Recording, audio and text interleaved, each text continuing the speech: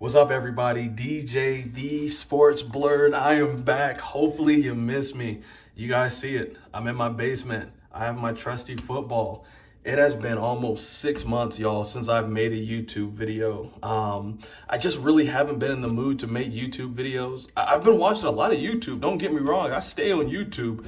I primarily watch a lot of college football videos. And then, weirdly enough, my algorithm recommends that I watch To Catch a Predator. The Sports Blurred, I promise you, I'm not doing anything crazy down here in my basement. I just really like to watch Chris Hansen bust predators online. But that being said, I still do like to watch the college football videos as well. And I've seen Arch Manning. I've seen the SEC. I've seen Ryan Day recruiting, all these predictions going into the 2025-2026 season. But I've also been watching a lot of Michigan Wolverine channels, and they all primarily talk about one thing, or should I say, one guy. There's a 17-year-old quarterback that has not taken a snap yet in college football, but he's already being called the chosen one. He's being called the next generational quarterback. He's being called the future of the Michigan Wolverines. But what if I told you that he has a chance to be one of the most overhyped recruits in all of college football history? What would you say to that? Now, as an Ohio State fan, he reminds me of somebody.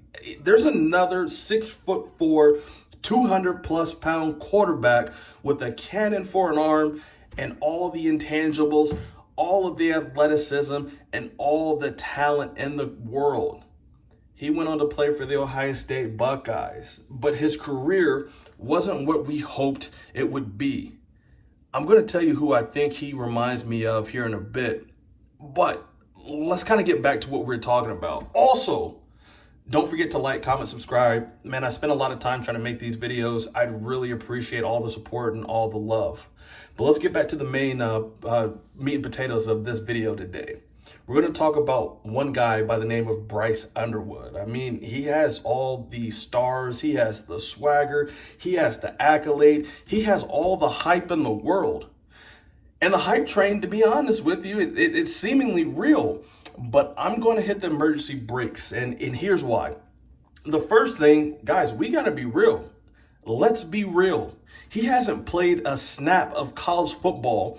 He's nothing more right now than just a media creation. I mean, he's not a football star. He's been a media darling for the longest time. Michigan is head over heels already for this guy. And they weren't even his first pick, y'all. I mean, he committed to play for the LSU Tigers initially.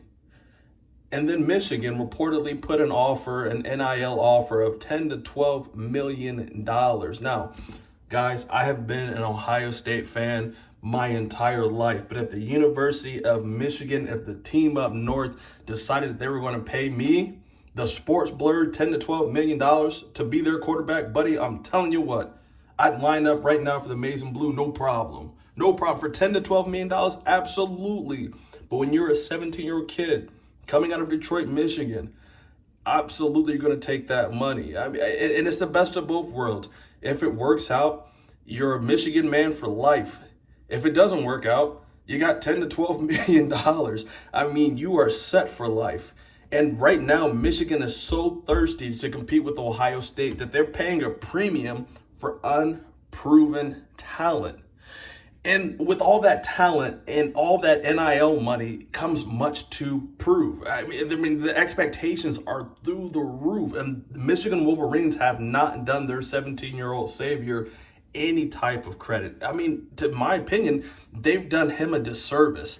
I mean, they've propped him up on this pedestal. He's the guy that's going to come in year one, completely change the culture, and then put us over that threshold. So now we'll be competitive year in and year out. We're going to get back to the good old days of when Michigan was winning national championships and consistently beating all of their rivals. However, they haven't surrounded him with the talent. Don't worry about it. Do you think they have? If you do, give me who's Michigan's best wide receiver right now? Don't worry, I'll wait. Who's Michigan's best running back right now? Don't worry, I'll wait. Give me two names off Michigan's defense right now that are just bona fide stars. Don't worry, I'll wait. Now, on the flip side, talk to me about Ohio State. If Julian Sayin is going to be the starting quarterback, which I think he's going to be, look at what Ohio State and that coaching staff has done to put all the meat on the table so he doesn't have to come to the table and put everything on himself. Who's Ohio State's best wide receiver? Shoot, I'll give you two.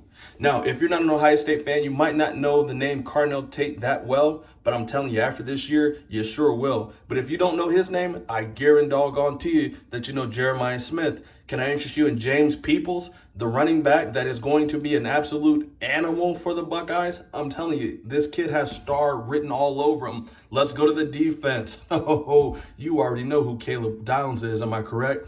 The Alabama transfer, one of the best safeties in the game, bar none. First round pick as soon as he leaves Ohio State. And then let's go to Michigan's coaching staff. I mean, that's a clown show. It's a joke. They're mediocre at best, and that's when they're not cheating. I mean, that's when they are cheating. They're mediocre at best. They got to steal signals. They got to film your practice. They got to do everything to get an advantage because they know that they're not good at coaching. If you don't believe me, again, when's the last time Michigan had somebody say, hey, we're really looking at your coaching staff. We think these guys can be head coaches. At Ohio State, it happens all the time. In Michigan, it rarely happens. Those guys are stuck on those same sidelines for years and years and years. But let's get back to Mr. Bryce Underwood because I digress. I go on little rants at times, y'all. Please forgive me. Now, in high school, Bryce Underwood, in his last 2 years, he was solid. 70 touchdowns, 7 interceptions. That's very elite. Now, he also did average about 230 yards per game passing. Not great, very good, still very impressive. And I think he had a completion rate of around 70%. Again, not the best in the country, but still very good. That's what you want to see from your quarterback. Not that many interceptions, and he's making good decisions. However, college football is way different. College defenses are way different. I mean, they're fast, they're confusing, they're violent.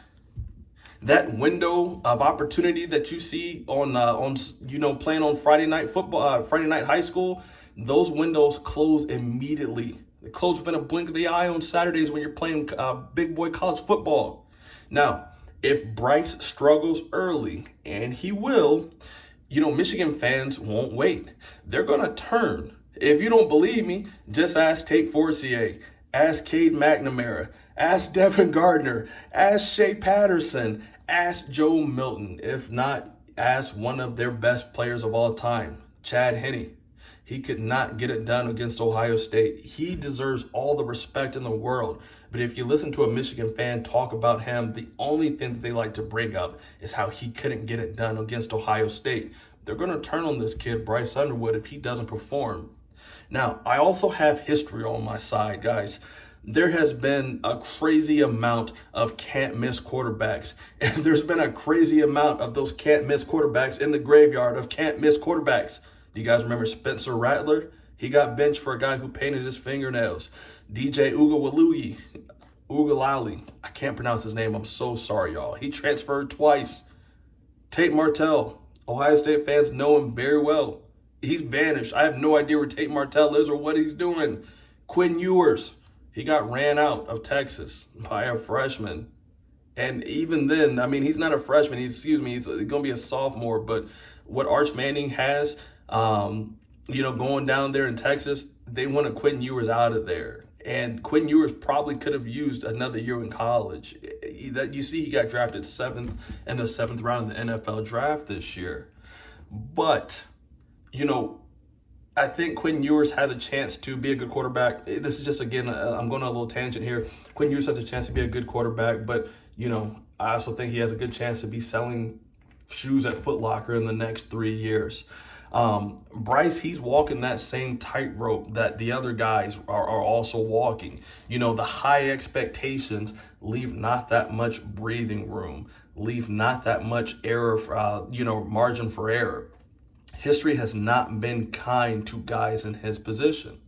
Now, here's the truth. Bryce Underwood, he has arm strength. He has the physical traits. He has the God-given potential.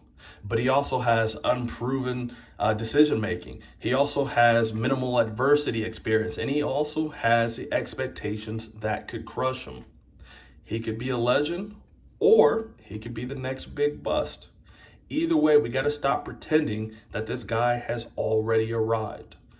I told you guys earlier that he reminded me of a former Ohio State quarterback. That quarterback was no other than Terrell Pryor. I mean, he came in with everything that you can think, everything that you can imagine, all the hype, all the glory, all the fame. He had that coming into Ohio State. And he reminds me so much of Bryce Underwood. Is Bryce Underwood overhyped, or am I just making this up? Am I afraid of greatness? Drop all your thoughts in the comments below. I'd love to hear from you guys. I want to hear from everybody. And if you've made it this far into the video, please like, comment, subscribe. I got some more heat coming for you as this coming season. We're getting there. We're 90 days out. I can't wait, guys. There's a lot of stuff going on right now in college football. But again, man, thank you guys so much for checking me out. I can't wait to keep dropping some more videos. Hope you guys like this one. Hopefully I can get an argument started one way or another, because I'd like to debate you guys down in the comments down below. Have a good night, guys. Later.